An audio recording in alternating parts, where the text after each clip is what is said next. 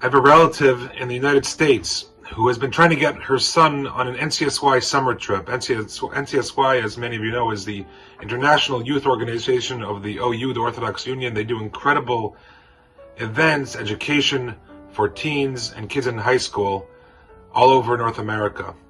And they have this amazing selection of trips to Israel in the summer. They go to Europe also. And my relative has been trying to get her son on it for a number of years. And this is the last year that he can possibly go. He's leaving high school, he's graduating. But he has recently started a crypto business, as everyone seems to be doing. And he's getting very busy and successful with it. And he says, I can't go. And his mother, who has recently become more interested in Judaism, has been begging him, pleading with him, this is your last chance, please. It changed their cousin's life, another relative of mine who also went on an NCSY summer trip. And she kept on pestering him, and she kept on pointing out to him, the business will still be here, you can take over the business. In fact, the relative who had gone on the previous trip, he offered to run the business for his cousin so he can go on the trip. Finally, the son goes to his mother one morning and says, Mom, listen, if it really means that much to you, and I want to go to Israel, then this is what we're going to do. I'm going to flip a coin. And if it was meant to be, it was meant to be. And I'll put the business in the hands of my cousin, and I'll go.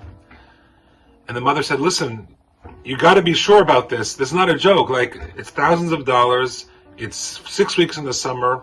And he said, I'm being serious. Heads, I go on the trip. Tails, I stay and continue running the business. She said, okay, give me a second. She left the room, ostensibly to go to the bathroom. She looked up and said, Hashem, first time in many years that she's actually been talking openly to God and about God. She said, Hashem, I've done everything I can. It's in your hands. She goes back. He flips the coin. Heads. And he's going. That night she booked a trip, and he's going, God willing, to Israel in the summer, and on a trip that will hopefully change his life. And she said this to me in a state of wonderment, and I said, you know, there's one of my favorite phrases of the Talmud, Yeshuat Hashem keheref ayin, which means that the salvation of the Almighty comes in the blink of an eye. If you put in the effort and you truly believe that He can help you, He can bring the most obscure of sources to give you salvation, even if it's a coin flip. As we look around the world today and we see many Jews who don't have this opportunity, we have to still believe that the salvation of Hashem can come in the blink of an eye. In the blink of an eye, the time that it takes to flip a coin to land on heads. As we sit here watching our brethren, specifically the Jewish community of the Ukraine, in what is a terrifying situation, and there are people in my community, and I'm sure in yours, who have relatives there. I've spoken to two people.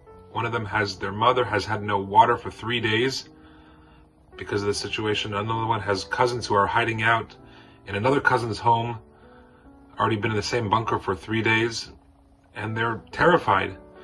And I told them what I'm telling you now, that Yeshuat Hashem keheref ayin. We just really have to believe and pray over Shabbat for our brethren in Israel, that the salvation of Hashem can come in the blink of an eye.